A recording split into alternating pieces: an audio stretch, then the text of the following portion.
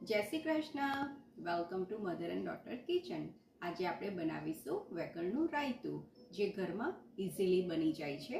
એના માટે આપણને શું સામગ્રી જોઈશે તે હું તમને બતાવી દઉં છું।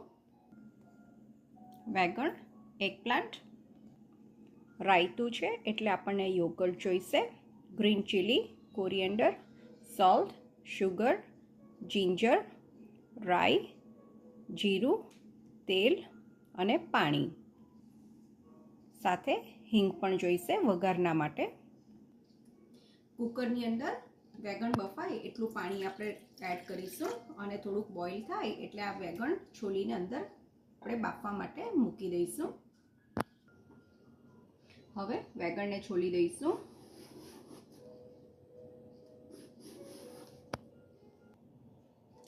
વેગણ ધોઈને છોલી દીધું છે અને હવે થોડા ટુકડા કરીને કુકરમાં બાફવા માટે મૂકી દઈશું। વેગણ બાફવા માટે કુકરમાં મૂકી દઈશું। એક સિસોટીમાં વેગણ ચડી જશે।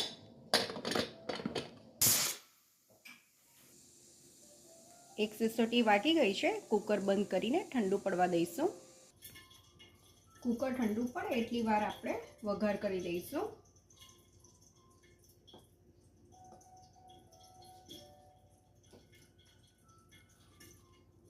તેલ મૂકી દીધું છે, એની અંદર જીરું એડ કરીશું અને રાઈ।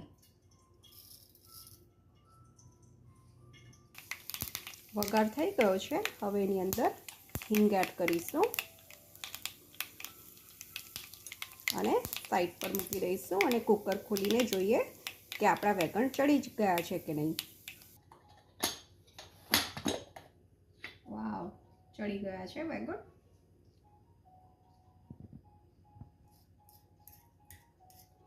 અને હવે થોડું છૂંદી કાઢીશું,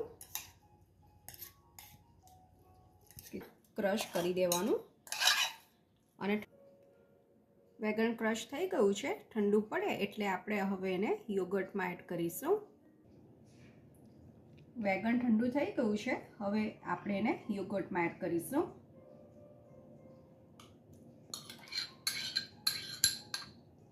મિક્સ કરી દઈશું।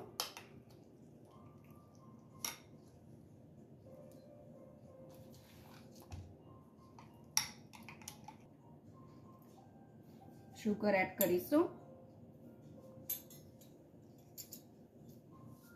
સોલ્ટ,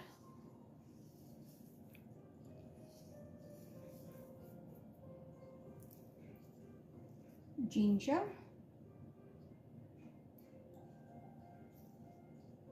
મરચાં, તમને જે પ્રમાણે સ્પાઇસી ભાવતું હોય એ પ્રમાણે તમે એડ કરી શકો છો।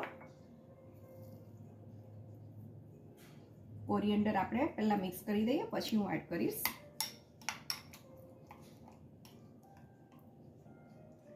મિક્સ થઈ ગયું છે, હવે એની ઉપર આપણે વઘાર એડ કરીશું।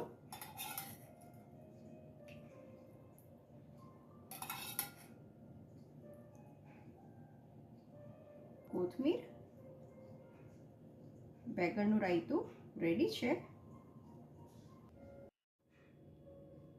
વેગણનું રાયતું ગુજરાતી થાળીમાં તમે સર્વ કરી શકો છો, દાળ ભાત શાક રોટલી જોડે। વેગણનું રાયતું રેડી છે। Thank you so much for watching. Thank you so much for your time. C you soon in new video with new recipe. Thank you.